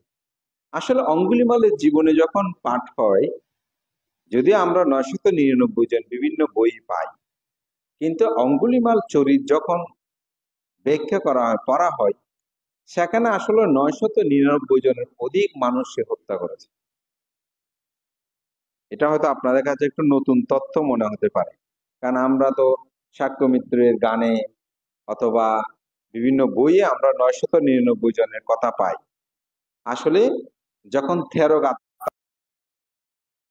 গান্ত মধ্যে একটা, সেটা যখন আপনি পড়বেন, সেখানে দেখা যায় 999 অধিক মানুষ হত্যা করেছে। কারণ প্রথম প্রথম হত্যা করে আঙ্গুলগুলো সে মাটিতে রাখতো, পোকামাকড়ে খেয়ে ফেলতো, গাছের মধ্যে ঝুলিয়ে রাখতো, তখন সেগুলো রেখেছে। তাহলে পূর্বে অনেকগুলো সে হত্যা করেছে না? এটা সাধারণত 999টা আঙ্গুলের কথা বলছে, যেহেতু সর্বশেষ সেটা ছিল সেই অর্থে, কিন্তু এর পূর্বে সে অনেক হত্যা করেছে। তখন বুদ্ধ একটা ধ্যানে বসেন প্রতিদিন সকালে, যেটাকে বলা হয় করুণা সমাপত্তি ধ্যান। করুণা সমাপত্তি ধ্যান। আমরা বুদ্ধকে কেন বলি মহাকারণিকনাথ, অর্থাৎ বুদ্ধের মহাকরুণা, অপরের প্রতি, জগতের প্রতি মহাদয়া। যেমন বুদ্ধত্ব লাভের পর তিনি পরিনির্বাপিত হতে পারতেন, কিন্তু জগতের প্রতি দয়াবৎসল হয়ে, করুণাবৎসল হয়ে তিনি কি করেছেন? জগৎকে 45 বছর পর্যন্ত তিনি ধর্ম প্রচার করেছেন। এটাকে বলা হয় করুণা। এই জন্য মহাকারণিকনাথ, মহাকারণিক, মহাদয়ার সাগর সে তথাগত বুদ্ধ। আমরা কিভাবে করুণা করতে পারি? আমাদের কিছু করুণা আছে না? কিরকম? যেমন রাস্তা দিয়ে একজন বৃদ্ধ পার হতে পারছে না, আপনি তাকে ধরে রাস্তাটা পার করিয়ে দিলেন। আপনার কোনো আত্মীয়, তিনি অসুস্থ, আপনি তাকে দিয়ে একটু সেবা করতে পারেন, তাকে আর্থিক সহযোগিতা করতে পারেন। এটা হচ্ছে কি? করুণা। কেউ খেতে পাচ্ছে না, আপনি দুটো ভাত তাকে দিতে পারেন। কেউ বিপদগামী হচ্ছে, আপনি তাকে দেখে তুমি এই কাজটা করিও না, করলে তোমার এরকম ক্ষতি হবে। এরকম করে আমাদের আপনাদের অনেক উপকার করেছে না? সেই উপকারের দ্বারা আমাদের অনেক উপকার হয়েছে না? তাহলে এটা কি? এটা হচ্ছে করুণা। এই করুণাটা আমাদের মধ্যে থাকতে হবে, যেটাকে বলছে তথাগত বুদ্ধ ধর্মদাস সহজভাবে দয়া। পৃথিবীতে এরকম প্রতিটি মানুষ, তার মধ্যে করুণা থাকতে হবে। তো বুদ্ধ তিনি দেখলেন যে অঙ্গুলিমাল যদি 999টা তো অধিক মানুষ হত্যা করেছেন, কিন্তু সর্বশেষ তার একটি আঙ্গুলের জন্য যদি মাকে সে হত্যা করে, তার মধ্যে যে অরহত্ব লাভের হেতু আছে, সেই হেতুটা নষ্ট হয়ে যাবে। তখন মহাকারণিক তথাগত বুদ্ধ এই করুণা করে তার কাছে গিয়েছেন, তাকে গিয়ে দীক্ষা দিয়েছেন, ভিক্ষু করিয়েছেন। পরবর্তীতে তিনি বুদ্ধির ছায়াতলে এসে নরহত্যা বন্ধ করে তিনি যখন আত্মসাধনায় নিমগ্ন হলেন, তিনি অরহত্ত মার্গ জ্ঞানে উপনীত হলেন। এটাই হচ্ছে কি? করুণা। তাহলে মৈত্রী থাকতে হবে, মৈত্রীর সাথে সাথে আমাদের করুণা। মুদিতা, মুদিতা মানে কি? সুখে সুখী হওয়া, দুঃখে দুঃখী হওয়া। আমরা একই বন্ধু, একই মা বাবা, ভাই বোন, আত্মীয় জ্ঞাতি, কেউ একজন অসুবিধায় পড়লো, কিন্তু আমরা সেদিকে তাকাইও না। আমার মতো আমি মনে করি আমি চলতে পারলে হয়ে যাবে, অন্যের কথা আর চিন্তা করি না। অন্যের কথাটা চিন্তা করা, সেটা হচ্ছে কি? মুদিতা। সুখে সুখে হওয়া, দুঃখে দুঃখে হওয়া। একজনের মাথা ব্যথা করছে, ছেলেকে বলতেছেন বাবা একটু গানটা বন্ধ করে না, আমার মাথা খুব বেশি ব্যথা করছে। সে গান বন্ধ করে না, সালাতে থাকে। একজনের পরীক্ষা, সে বলতে আমার পরীক্ষা, পাশের বাড়িকে বলতেছে আমার কালকে পরীক্ষা আছে, একটু সাউন্ডটা ছোট করে শোনেন না। সে আরো বড় করে দেয়। তাহলে আমরা কি তার সুখে সুখী হলাম, তার দুঃখে দুঃখী হলাম? হলাম না। এই সুখী সুখী হওয়া, দুঃখে দুঃখী হওয়া। একটা পাড়ার রাস্তা আছে, সবাই যাওয়া আসা করে, সবাই বলতেছে আমরা যদি যাওয়া আসা করে রাস্তা একটু বড় করে রাখেন না। বলে না, তোমরাও যেখানে হাঁটবে হাঁটো, আমি হাঁটতে পারলে হলো। তাহলে তার সুখে সুখী হলাম না, তার দুঃখে দুঃখী হলাম না। তো বুদ্ধ বলছেন মুদিতেটা কি? সুখে সুখী হওয়া, দুঃখে দুঃখী হওয়া। একটা উদাহরণ দিয়ে বলি। এক রাজা প্রতিদিন তিনি হরিণ শিকার করে তার জীবন জীবিকা নির্বাহ করতেন। অর্থাৎ একটা হরিণ তাকে হত্যা করতে হবে রাজা, এবং তার মাংস সে ভক্ষণ করত। একদিন এক মন্ত্রী তাকে পরামর্শ দিল, বলে রাজন আপনি এত কষ্ট করার দরকার কি? আমরা একটা জায়গা ঘিরে ফেলি, সেখানে একটা মুখ খোলা রাখবো, বনে গিয়ে তিন দিক থেকে ঘিরে ফেলে তাদেরকে বাড়ি দিয়ে দিয়ে আমরা এই নির্দিষ্ট এলাকার মধ্যে ঢুকে ফেলবো। এখানেই আমরা তাদেরকে রেখে দেব, গেটটা আটকিয়ে দেব, আপনার যখন ইচ্ছে তখন হত্যা করে করে আপনি খেতে পারবেন। বলে দেবো ভালো বুদ্ধি দিয়েছ। তো সেখানে 1000-এর অধিক সে হরিণগুলো ছিল। সেখানে 500 জনের একজন দলপতি ছিল, আরেক 500 জনের একজন দলপতি ছিল। তাদের দেহ অবয়ব ছিল কিন্তু ভিন্ন, সুবর্ণ বর্ণের ছিল, অর্থাৎ স্বর্ণ বর্ণের দেখতে ছিল, দুই প্রধানের। তো রাজা কি করেছেন, প্রতিদিন এসে ওই ঘেরা যে জায়গা আছে সেখানে এসে তীর ছুঁড়ে মারে। যখন তীর ছুঁড়ে মারে, যেহেতু অনেকগুলো হরিণ সেখানে, একজনে আঘাত করতে গিয়ে বহুজনে আহত হয়ে পড়ত। তখন তাদের মধ্যে দুইজন সুবর্ণ হরিণ যারা ছিল তারা পরামর্শ করলো, ওদের রাজাকে আমরা একটা প্রস্তাব দিই, তিনি তো হত্যা করতে গিয়ে আমাদের অসংখ্য জন আহত হচ্ছে, তিনি একটা নির্দিষ্ট জায়গা করুক, মৃত্যু মঞ্চ, সেখানে আমরা গিয়ে এক একজন দাঁড়াবে, তিনি যাকে ইচ্ছে তাকে হত্যা করবে। অর্থাৎ একজনকে হত্যা করে তিনি নিয়ে যাবে, তার জীবন জীবিকা নির্বাহ হবে, তার মাংস খাওয়াটা পূর্ণতা হবে। তখন রাজার কাছে গিয়ে রাজাকে প্রস্তাব দিল। ও রাজা বলে ঠিক আছে, এই নির্দিষ্ট জায়গাটা দিলাম, এখানে শলাকা অনুসারে অর্থাৎ লটারি অনুসারে যখন যে পড়ে সে সেখানে গিয়ে দাঁড়াবে, রাজা তাকে তীর ছুঁড়ে মেরে হত্যা করবে। তো একদিন রাজা যখন ডেট পড়েছে, একজনের পর একজন পড়ে, দুই দলে, একজন এই দল থেকে পড়ে, 8 দিন ওই দল থেকে পড়ে। এখন একদিন এক দল থেকে পড়েছে এক হরিণী, সেই সুবর্ণ বর্ণের যে দলপ্রধান তার কাছে গেল, তাকে বলল যে আমার তো কালকে ডেট পড়েছে, মৃত্যু মঞ্চে আমাকে যেতে হবে, তা আপনি একটু দয়া করে আমার ডেটটা একটু পরে করে দেন না। বলছে কেন? বলছে আমাকে যদি হত্যা করে, আমি তো গর্ভবতী, আমার একটা বাচ্চা আছে, আমার বাচ্চাটাও মারা যাবে। তো সুতরাং আমার বাচ্চা যদি ভূমিষ্ঠ হয়ে যায়, প্রসব হয়ে যায়, তাহলে আমি এরপরেই আমি মৃত্যু মঞ্চে যাব। বলছে না না, যার লটারি তোমার পড়েছে তুমি যাও, আমি পারবো না। এটা হচ্ছে নির্দয়তা, মুদিতা তার মধ্যে নাই। তখন অপর যে সুবর্ণ হরিণ ছিল তার কাছে গেল, তাকে গিয়ে বিষয়টা নিবেদন করলো। সে বলছে ঠিক আছে, তোমার যাওয়ার দরকার নাই, আমি যাব। রাজার সাথে একটা কমিটমেন্ট ছিল, এই দুই সুবর্ণ হরিণকে কখনো তিনি হত্যা করবেন না। যখন সে মৃত্যু মঞ্চে গিয়ে দাঁড়ালো, রাজা তীর ছুঁড়ে মারবে, দেখছে যে এই সুবর্ণ সে হরিণটাই আছে, মৃগটাই আছে। তখন রাজা এসে জিজ্ঞাসা করছে আপনি কেন এসেছেন?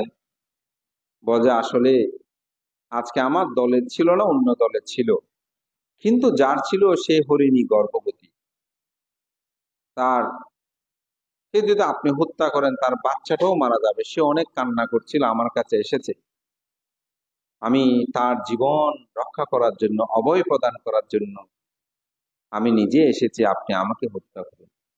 তখন রাজার মধ্যে চৈতন্য উদয় হলো, "ও, আমি রাজা হয়ে, মানুষ হয়ে আমি প্রাণীর প্রতি এত নির্দয়, আর অথচ সেই হরিণ হয়ে সেই প্রাণীর প্রতি কত দয়া দেখালো, করুণা দেখালো, মুদিতা দেখালো। সুখে সুখী হয়েছে না, দুঃখে দুঃখী হয়েছে না?" বলে যে, "আমি আজকে আর রক্ষণ করব না, তোমাকে ছেড়ে দিলাম।" বলে যে, "আমাকে ছেড়ে দিলে কি হবে? আগামীকাল তো আবার আপনি আরেকজনকে হত্যা করবেন।" বলে, "না, সবাইকে ছেড়ে দিলাম, উন্মুক্ত করে দাও।" বলে যে, "ছেড়ে দিলে কি হবে? বনের মধ্যে তো অনেকগুলো আছে, ওগুলোকে আপনি ধরে ধরে খাবেন।" বলে যে, "না, সেগুলোকে ছেড়ে দিলাম।" বলে, "তাহলে অন্য প্রাণী খাবেন?" বলে যে, "না, আমি অন্য প্রাণীও খাবো না।" এমন করতে করতে সে রাজা ঘোষণা দিলেন যে, "আমি আজীবন কখনো কোনো প্রাণী হত্যা করব না।" তো এখানেই মৈত্রীও আছে, মুদিতও আছে, করুণও কিন্তু রয়েছে। উপেক্ষা কি? উপেক্ষাটা হচ্ছে, আমাকে একটা লোক গালিমন্দ করছে, যে লোকজীবন্ত এমন, এই সেই অনেক কথা বলেছে, আমি কি করব? আমিও তাকে গালিমন্দ করব না। আমি যদি উপেক্ষা করতে পারি, সে বলেছে, কি হয়েছে? সে বললে কি আর আমি খারাপ হয়ে গেছি? সে কি আমাকে মন্দ বললে আমি মন্দ হয়ে যাব? আপনি এভাবে যদি উপেক্ষা করতে পারেন, আমি আরেকটি উদাহরণ দিয়ে বলি। যেমন, আপনারা ছেলের জন্য একটা মেয়ে দেখতে গেছেন, মেয়েটা লম্বা, ফর্সা, কালো, হ্যাঁ, বিভিন্ন গুণ অগুণ আমরা অনেক সময় চিন্তা করি। কিন্তু আপনার গর্ভে যখন হতে কোনো সন্তান যখন ভূমিষ্ঠ হলো, সে যদি অন্ধ হয়, সে যদি বোবা হয়, সে যদি খঞ্জ হয়, সে যদি কালো হয়, আপনি কি সেই সন্তানকে ফেলে দেবেন? কোনোদিনও না। তার সব দোষ উপেক্ষা করে, অর্থাৎ খঞ্জ হোক, সেটাকে আমি আর খঞ্জ বলবো না, সে কালো হোক, সে কালো বলবো না, তাকে আমরা গ্রহণ করে নিই। তার ত্রুটিটাকে কি করি? উপেক্ষা করি। আপনি বিনিরক্ষিত বিকল্পী সব সব আপনি ভালো দেখবেন, লোকজীবন থেকে আপনি সব ভালো দেখবেন। আপনি একটা মানুষকে ভালো বলতেছেন, আর জন্য কিন্তু খারাপ বলতেছেন, তাই না? কিন্তু আমি তার ভালো গুণগুলো যখন দেখব, তখন দেখবেন মানুষটাকে আমার ভালো লাগবে। তার দোষগুলো যখন উপেক্ষা করব, তখন সে মানুষটাকে আপনার পূর্ণ মানুষ হবে। পৃথিবীতে কেউ বলতে পারবেন এই মানুষটা অসুন্দর? না, পৃথিবীতে কোনো মানুষ অসুন্দর নয়, পৃথিবীতে কোনো মানুষ সুন্দর নয়। ভাবতে এটা কেমন কথা? কারণ আপনি যাকে সুন্দর বলবেন, কেউ না কেউ বলবে যে আমার পছন্দ হচ্ছে না, কিন্তু আরেকজন বলছে এটা পছন্দ। আপনি যাকে পছন্দ করছে সে অসুন্দর, কিন্তু তাকে তো কেউ না কেউ বলছে তিনি সুন্দর। তাহলে সে অন্যের কাছে প্রশংসিত হয়েছে। এই জন্যই ত্রুটি বিচ্যুতি গুলোকে উপেক্ষা করা, এইটাই হচ্ছে উপেক্ষা ভাবনা। অর্থাৎ কেউ মন্দ বলেছে, আমি এটা ত্যাগ করো। অনেকে এটা আছে, তোকে তোকে বাধ্য বাধ্য, ইনলে এত সিদ্ধ করে লাভ নেই। তখন আপনি মানসিক ভাবে কি হতে পারেন? সুখী হতে পারেন। এই জন্য মৈত্রী, করুণা, মুদিতা, উপেক্ষা, এই চারিটিকে বলা হয় ব্রহ্মবিহার। ব্রহ্মাতি মাতা পিতারও পূর্ব আচার্যতি উচ্চারে। মাতা পিতার কাছে এই চারটি গুণধর্ম বিদ্যমান আছে। আমি একটু বোঝানোর জন্য আপনাদেরকে বলছি। যেমন মৈত্রী, সন্তান যখন গর্ভে আসে, তখন মা বাবার অবস্থাটা কেমন হয়? বাবাকে খুব সংযত হয়ে চলতে হয়, জৈবিক চাহিদা ভিত্তিতে। মাকে খেতে গেলে সমস্যা, বসতে গেলে সমস্যা, চলতে গেলে সমস্যা, চন্দ্রগ্রহণ, সূর্যগ্রহণ, ও কত কষ্ট না। সাধারণত দাঁতের মাঝখানে যদি ধানের একটা সামান্য অংশ লেগে থাকে, কিরকম ভারী ভারী মনে হয়। পকেটে একটা কলম থাকলে পকেটটা কি ভারী মনে হয়। সেই জায়গায় একজন সন্তানকে যখন মা গর্ভের মধ্যে ধারণ করে, কত কষ্ট, এটা মা ছাড়া আর কেউ কিন্তু বুঝবে না।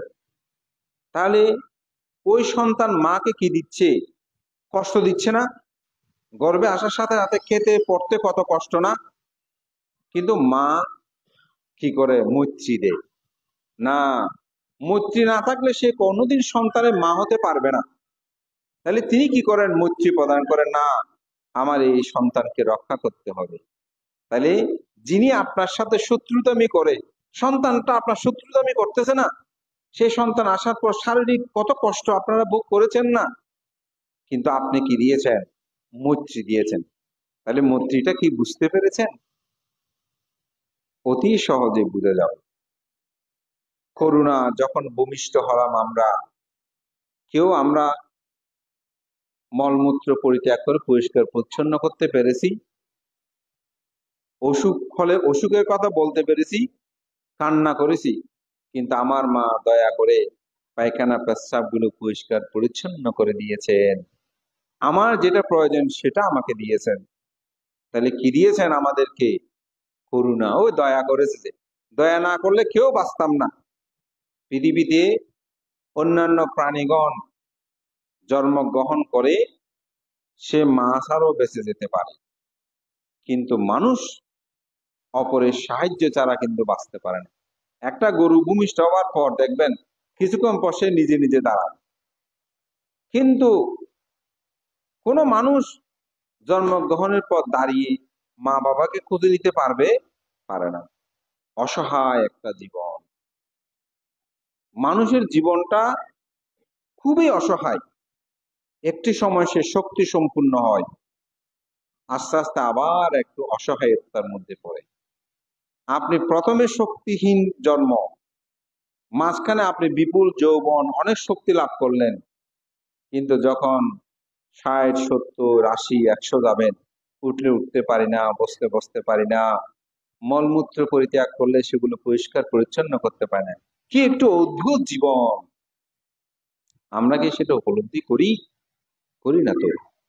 এই দয়া, মা বাবার কাছে দয়া আছে। মুদিতা, সুখে সুখে হওয়া, দুঃখে দুঃখে হওয়া। সন্তান যত বড় হোক, মা বাবা খুশি হয়। সন্তানের কিছু হলে মা বাবা কান্নাকাটি করে। আমার এগুলো প্রত্যক্ষ অনেক দেখছি। ছেলে পাশ করেছে, মা বাবার কি খুশি। মানতে ও বসিকা কি হলো, মানতে আমার ছেলে প্লাস পেয়েছে, মনে হচ্ছে উনি পেয়েছেন। টেনশন করতেছে, বলে যে পুজো নিয়ে আসছে। ছেলের কোনো হিসাব কি উপশিকা, বলে মানতে আজকে ছেলের পরীক্ষা, একটু পুজো দিতে আসছি। যেন মা পরীক্ষা দেবে, বাবা পরীক্ষা দেবে, কি টেনশন করতেছে। তাহলে সুখী সুখী হয়, দুঃখে দুঃখে হয়। মাঝে মধ্যে দেখি ভিজা কাপড়ে আসে এই মন্দিরে, বিহারে দেখা যায়, বুদ্ধের সামনে লুটিয়ে পড়ে ভিজা কাপড়ে প্রার্থনা করছে, বুদ্ধ আমার জীবন নিয়ে নাও, তবু আমার সন্তানটাকে রক্ষা করো। এটা কি মুদিতা? আমাদের সন্তানরা কি সেগুলো বুঝে? আমাদের সন্তানরা কি সেটা উপলব্ধি করে না বলেই তো মা বাবাকে তুচ্ছ তাচ্ছিল্য করে, মা বাবাকে অবজ্ঞা করে, মা বাবার কথা শুনতে চায় না, মানতে চায় না, মা বাবার গুণধর্মটাকে উপলব্ধি করতে পারে না। কেন জানেন? ওই মোহ আবরণ। মোহ আবরণটা এমন আবরণ, যে আবরণে সন্তানরা সেটা বুঝে না। নিজের সন্তানের জন্য কিরকম করে, অফিসে ভালো একটা কিছু দিলে প্যাকেটে করে নিয়ে আসে সন্তানকে দেওয়ার জন্য, কিন্তু সে জানে না, উপলব্ধি করছে না তার মাও তার বাবাও তাকে সেরকম ভাবে দিয়েছে। অনেক এরকম সন্তান আছে, স্ত্রীর জন্য শাড়ি নিয়ে আসবে, অমুক নিয়ে আসবে, কিন্তু মার ওষুধের কথা সে ভুলে গেছে, বাবার ওষুধের কথা সে ভুলে গেছে। সেগুলোর কথা আর নাই, সুখ শুধু নিজে চিন্তা করে। কিন্তু নিজের ছেলেরা যখন আপনাকে ছেড়ে সেরকম চলে যাবে, তখন কি হবে? তখন সে উপলব্ধি তার মধ্যে নাই। এটা খুব সুন্দর গল্প আছে। এক ছেলে মা বাবাকে কবর দেওয়ার জন্য বনে নিয়ে গেছে। তো যাওয়ার সময় হঠাৎ তার একটা 8 বছরের ছেলে ছিল, সে উঠে গেছে ওই গরুর গাড়িতে। তো গাড়ি থেকে নেমে সে গর্ত করতেছে। তো ছেলেটা দেখতেছে বাবা কি করতেছে। তো কিছুক্ষণ পরে সে গেল বাবার কাছে, গিয়ে বলছে, বাবা তুমি এখানে কি করছো? বাবা বলছে, তুমি কখন আসছো? বলছে, তুমি তো আমাকে আনতে দাওনি, দাদু ঠাকুমাকে যখন গাড়িতে তুলে সামনে এসে তুমি সিটে বসে তো, আমি চুপ করে পিছনে উঠে গেছি। আচ্ছা যাও ওখানে গিয়ে বসো। বলছে, না আগে তুমি এখানে কি করতেছো বলো। বলে যে, তোমার ঠাকুমা দাদু বৃদ্ধ হয়ে গেছে তো, ওই জন্য ওদেরকে খবর দেওয়ার জন্য গর্ত করতেছে, খবর দিয়ে চলে যাও। ও আচ্ছা আচ্ছা। তো সে ফিরে আসে, ওই গরুর যে গাড়িগুলো ছিল ওখান থেকে সে একটা কোদাল নিল। কোদাল নিয়ে বাবার পাশে গিয়ে সেও করতে শুরু করলো। তো বাবা বলতেছে যে, তুমি কেন করতেছো আবার, এখানে তো 2টা গর্ত হয়ে গেছে। বলছে, বাবা তোমরা যখন বুড়ো হবে, দাদু ঠাকুমার মতন হবে, তখন তোমাদেরকে এরকম খবর দিতে হবে না, আমি একটু আগে ভাগে করে রাখতেছি। তখন তার মধ্যে চেতনা আসলো, হো আমি কি করলাম, আমি কি করতেছি। তখন সাথে সাথে সেই ছেলেকে জড়িয়ে ধরলো, বলে যে, আমি তোমার বাবা নই, তুমি আমার বাবা, আমাকেই তুমি জ্ঞান দিবে। তা আপনি যদি করেন, আপনি এই কর্মফল ভোগ করবেন। এই জন্য পিতামাতার প্রতি আমি মনে করি আমাদের গভীর শ্রদ্ধাবোধটা থাকা দরকার। আমাদের পরম শ্রদ্ধেয় জ্যোতিপাল মহাতের মহোদয়, যিনি দশম সংঘরাজ, তার ব্রহ্মবিহার বইতে বানতে নিজে একটা প্রত্যক্ষ উদাহরণ দিয়েছে। বলতে আমাদের গ্রামে একজন, সে মাকে মারত, এমন মারত, বিষম অত্যাচার করত। তো একদিন মাকে পিছাতে বেঁধে মেরে আপনার উঠানের মধ্যে ফেলে দিয়েছে। সেটাতে সে ক্ষান্ত হয়নি, গাছ থেকে লাল পিঁপড়া এনে মার শরীরে লাগিয়ে দিয়েছে। এমন কুলাঙ্গার। তো মা অসহ্য যন্ত্রণায় থাকতে না পেরে হঠাৎ বলল, তুই 28টা মুরবি, তোর মাংস শুকুনে খাবে। এটা বান্তের প্রত্যক্ষ ব্রহ্মবিহার গ্রন্থে আপনারা পাবেন। তো সেই এক জায়গায় নাকি বেড়াতে গেছে, যখন আম দেখেছে, আম পাকাম, ঠিক দুপুরে সে আম নেওয়ার জন্য গাছে উঠেছে।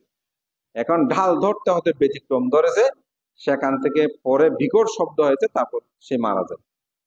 তো সবাই মিলে তাকে গ্রামে নিয়ে আসে। কোথায় থেকে এক ঝাঁক শকুন এসে তার মাংস খাওয়ার জন্য আক্রমণ করতে শুরু করলো। তো বানতে বলছে, মানুষের জন্য হয়তো শকুন তার মাংস খেতে পারে নাই, কিন্তু মায়ের যে অভিশাপ বা মায়েরকে দুঃখ দেওয়ার কারণে তার যে কর্ম বিপাক, সেই কর্ম বিপাক তাকে কি করতে হয়েছে, ভোগ করতে হয়েছে। এজন্য আসলে কর্ম আপনাকে কখনো রেহাই দেবে না, সেই কর্মফল আপনাকে অবশ্যই ভোগ করতে হবে। এই জন্য মা বাবার যে মুদিতা, সন্তানের প্রতি সুখে সুখী হওয়া, দুঃখে দুঃখী হওয়া, এটি আসলে একজন সাধারণের পক্ষে উপলব্ধি করা এটা সহজে সম্ভব নয়। সেজন্য আমি বলবো, এই যে মায়ের মুদিতা, আপনি ভাই বোনের মধ্যে দেখবেন, এক ভাই থেকে আরেক ভাই বড় হলে অনেক সময় আমরা একটু হিংসা করবো, তো সে তো আমার চেয়ে বেশি উপরে। কিন্তু মা বাবার কাছে আপনি কখনো সেটা পাবেন না। গুরু শিষ্য বলেন, সেখানেও আপনি, যখন শিষ্য উপরের দিকে যায়, উন্নতি হয়, তখন কিন্তু স্বাভাবিক গুরুর মধ্যে একটা আনন্দ আসে। সেটা হচ্ছে মুদিতা, সুখে সুখে হওয়া, দুঃখে দুঃখে হওয়া। এবং আপনি যত দোষ করবেন করেন, মা বাবার মতন উপেক্ষা করতে পারে জগতে আর কোনো কেউ নাই। আপনি শত দোষ করেন, দেখবেন মা বাবা মেনে নেবে। কিন্তু আপনি স্বামী বলেন, স্ত্রী বলেন, ব্যতিক্রম করেন, মেনে নেওয়াটা খুব কঠিন হবে। কিন্তু মা বাবা এমন, আপনি যেরকম করবে করেন। ছেলে চোরদে ডাকাত, যখন ছেলেকে মারতে শুরু করবে তখন মা দেখবেন আর এরকম হয়ে যাবে। আমি আরেকটা ছোট্ট কথা বলি, আমার দেশনা শেষ আনতে যাচ্ছি। মা বাবা যে কেন, সে কথাটা একটু বলছি। সেটা হচ্ছে যে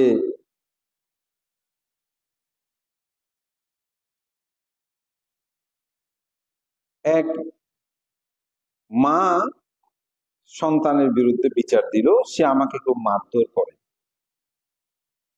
তো চেয়ারম্যান এটা বিচার করবে বোর্ড অফিসে। তখন চেয়ারম্যান স্যার এটা খবর দিল যে তুমি না, তো আসলে উৎসুক মানে ঘুষ নিত, যে কাঁঠাল, গরু, ছাগল, হ্যাঁ, মুরগি, এগুলো মনে করতে ওই উৎসুক দিতে হয়, আমরা যেটাকে এখন ঘুষ বলে দিই। তো যার কারণে সে একবার বড় বড় বড় একটা কাঁঠাল বোর্ড অফিসে আগের দিন দিয়ে চলে গেছে। তো বিচারে বসলো, পাড়াপড়শি সহ সবাই সাক্ষী দিল যে আসলে সে মাকে মারে। তখন চেয়ারম্যান সাহেব কি করেছে, একটা বড় কাঁঠাল তার পেটের মধ্যে বেঁধে, ওই কাঁঠালটা বেঁধে দিয়ে একটা কলসি দিল, মাটির কলসি, বলে ওই পুকুর থেকে 100 কলসি পানি এনে মায়ের পায়ে ডালবি, তোর শাস্তি। যদি কোনো ক্রমে কলসি ভেঙে যায়, পড়ে যাস, তাহলে 100টা বেত পড়বে পিঠে। তো আসলে এত বড় একটা আপনার কাঁঠাল পেটে নিয়ে 1 কলসি পানি আনা কি সম্ভব? আর সে তো উৎসুক দেবে, সেজন্য বড় কাঁঠালটা নিয়ে আসছে একেবারে, কিন্তু এটা যে বিচার করবে সে জানে না। তো যখন সেই প্রথম আনতে গেছে, অর্ধেক এসে মাথা ঘুরেই পড়ে কলসিটা ভেঙে ফেলছে। তখন বেত দিয়ে মারতে শুরু করলো, এমন মার দিচ্ছে, সে তো চিৎকার করছে মা মা করে। তো মা হঠাৎ কান্না চলে আসছে, দূরে গিয়ে চেয়ারম্যানের পা ধরে বলতেছে, চেয়ারম্যান সাহেব, আমার ছেলে আমাকে মারে না, আমি মিথ্যা বলছি, আর মারিয়েন না, আর মারিয়েন না। এটাই হচ্ছে মা, এইটাই হচ্ছে মুদিতা, সুখী সুখী হওয়া। দুঃখে তো ছেলের দুঃখ হলে মা বাবা সহ্য করতে পারে না, কিন্তু আমাদের ছেলে মেয়েরা কেটে বুঝে, বুঝে না। তা আমাদের উচিত যে মুচি করুণা মুদিত উপেক্ষা, এটা সন্তানের প্রতি যেমন থাকে, পৃথিবীর সকল প্রাণীর প্রতি, মানুষের প্রতি যেন আমাদের সেটা বিদ্যমান থাকে। তবে আমাদের চিত্তটা উন্নত হবে। আপনি মানসিকভাবে সুখী হতে পারবেন, মানসিকভাবে আপনি উন্নত হতে পারবেন। এটি বুদ্ধ তথাগত বলেছেন মৈত্রী ভাবনা। এটি অঙ্গুত্র নিকে বলেছেন, যদি আপনি বহুবিধ দান কর্ম সম্পাদন করেন, তথাপি তুরিত পরিমাণ সময়ে যদি আপনি ধ্যান করেন, তাহলে সে জীবন হবে শ্রেষ্ঠ।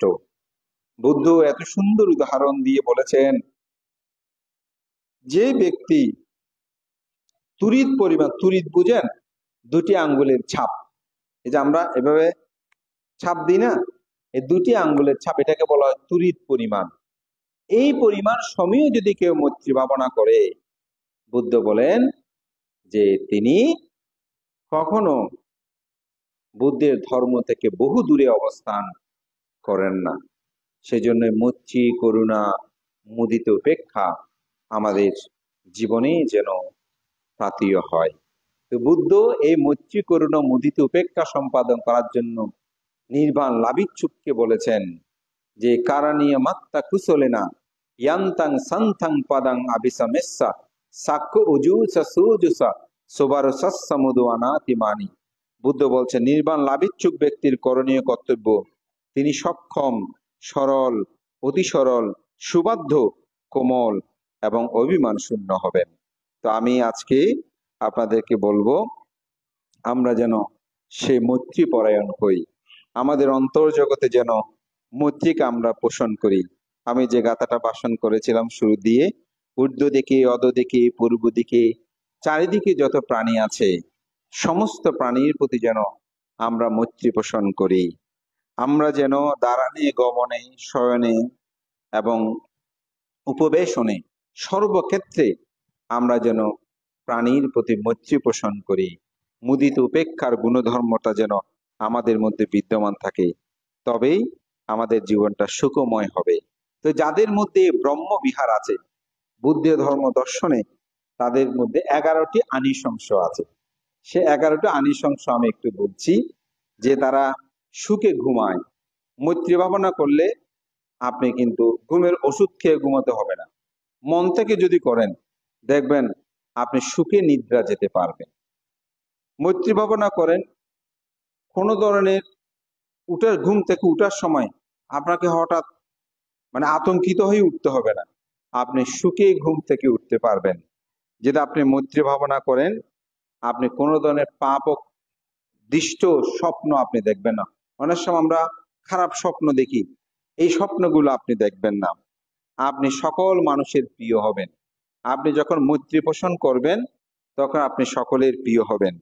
আপনি দেবতাগণ আপনাকে আপদ বিপদে রক্ষা করবে। যদি আপনি মৈত্রী ভাবনা করেন তাহলে আপনাকে অস্ত্র বিষ বিভিন্ন কিছু সহজে আপনাকে ক্ষতি করতে পারবে না।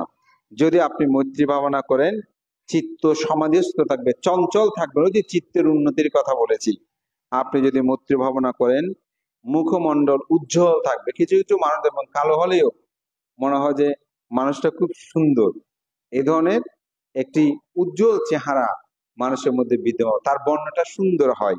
যাদের তারা কখনো অজ্ঞানে মৃত্যুবরণ করে না, তারা সজ্ঞানে মৃত্যুবরণ করে এবং মৃত্যু বরণের পর তারা সুগতি অথবা ব্রহ্মলোকের মধ্যে উৎপন্ন হয়।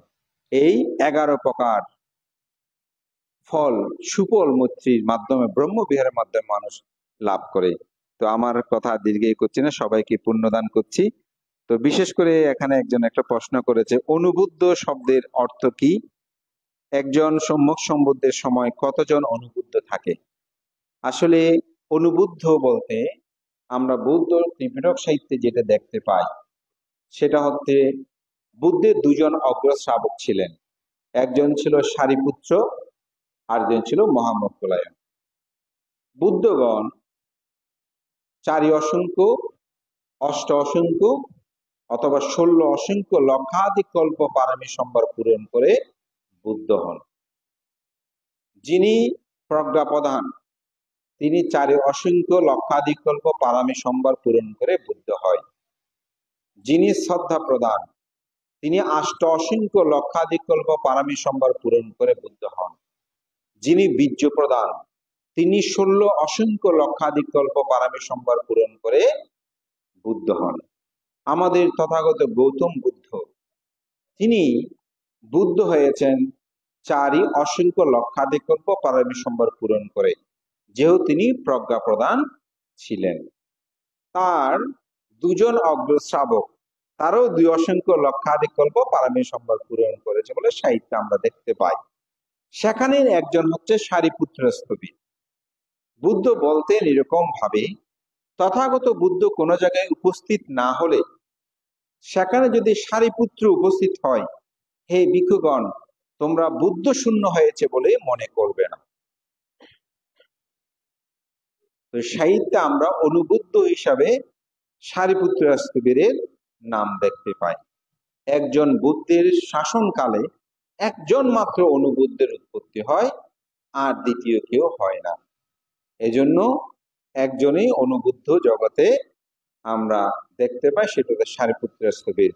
আর বাকি যদি কেউ বলে সেটা কোনতে কি হচ্ছে বলছে, এই বিতর্কে আমি যেতে চাই না। কারণ আমি মনে করি ত্রিপিটকে যেটা লেখা আছে, ত্রিপিটকে আমরা যেটা পাই সেটাকে আমাদের গ্রহণ করাটা উচিত। আর যেটা ত্রিপিটকে নাই, এখন আমি যদি একটা ভিন্ন অর্থে বলি অনুমানী ছোট, বুদ্ধ মানে জ্ঞানী, ছোট জ্ঞানী, এটা আপনার আর কিছু বলার নাই, এটা স্বাভাবিক। এখন সঙ্গরাজ আছে আমাদের, এখন আমি যদি সঙ্গরাজ বলি, সঙ্গরাজ কাকে বলে? সঙ্গের যিনি প্রধান তাকে। তা আমি বলছি এখানে আমরা আমার শিষ্য বৈশ্য নিয়ে আমি 50 জন আছি, এই 50 জনের আমি প্রধান, সে অর্থে আমি সঙ্গরাজ। এখানে আমরা কিছু বলার নাই। আপনি শত বুঝলেও এখানে আপনার কিছু বুঝানোর কোনো সুযোগ নাই। সে যেরকম বুঝতে, সে বলছে আমি 50 জনের প্রধান, সেজন্য আমি 50 জনের সঙ্গরাজ। এখন আপনি তাকে কি বুঝাবেন? হ্যাঁ, কিন্তু আমরা বুঝি যে যে সমগ্র বাংলাদেশে যিনি সঙ্গের প্রধান, যিনি সঙ্গের মধ্যমণি অর্থাৎ বর্ষাবাসে শ্রেষ্ঠ, সুদীর্ঘকাল ভিক্ষু জীবন যাপন করতে পণ্ডিত বিনয়ী সঙ্গ সবাই মিলে তাকে স্বীকৃতি দিয়েছেন, তিনিই সঙ্গরাজ, সেটা আমরা সবাই জানি। আর জন যদি বলে যে না আমি 50 জন নিয়ে আমি আছি, আমি সঙ্গরাজ, এখানে আপনি তাকে বুঝালেও সেটা হবে না। তো বুদ্ধের পরিভাষায় আমরা অনুবুদ্ধ একমাত্র সারিপুত্র স্থবিরকে দেখেছি এবং সেভাবেই আমরা সেটা জানি, এবং ত্রিপিটকের মধ্যে আমরা সেই জিনিসটা দেখতে পাই। তো যাই হোক, সবাইকে আমি পুণ্যদান করব, আশীর্বাদ করি আপনাদের এই সুন্দর আয়োজন, এবং আমাকে সম্মান শ্রদ্ধা গৌরবেই আপনারা প্রীত করেছেন। এই বিহারে আমি অনেকবার আসার আমার সৌভাগ্য হয়েছে। আমি প্রথম পরম শ্রদ্ধেয় আর্য মিত্র বান্তে যখন ছিলেন, তখন আমি প্রথম এখানে আমার পবিত্র ভিক্ষু জীবন আমার আসার সৌভাগ্য হয়। তখন আসলে অনেক জীর্ণ ছিল, আজকে নতুন অনেক কিছু হয়েছে, এবং বিনিরক্ষিত একটু আগে বলছে উপরেও আপনারা আরো কাজ শুরু করেছেন। তো আমারও একটু সহযোগিতা থাকবে, আমি সেটাই শুধু বলবো। আসলে যেহেতু বিনিরক্ষিত আছে আমার বন্ধুবর, তো আপনাদের কে সেটাই বলবো, কাজগুলো অবশ্যই সুসম্পন্ন করা দরকার।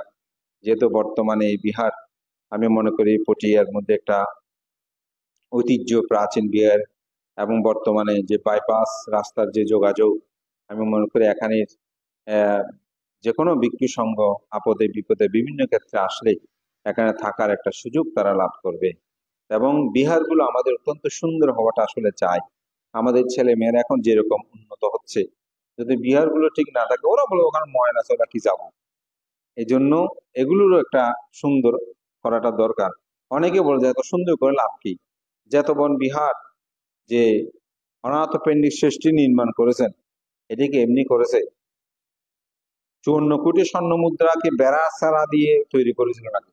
54 কোটি স্বর্ণ মুদ্রা, সেটা অবশ্যই একটি নান্দনিক বিহার ছিল, এবং সেটা আমি করা দরকার। আমাদের বর্তমান যে কমিটি যারা, আপনাদেরকে সাধুবাদ জানায়, অনেক পরিবর্তন হয়তো সুন্দর হয়েছে, এবং তার জন্য প্রথম যেটা দরকার সেটা হচ্ছে একতা, ঐক্যতা।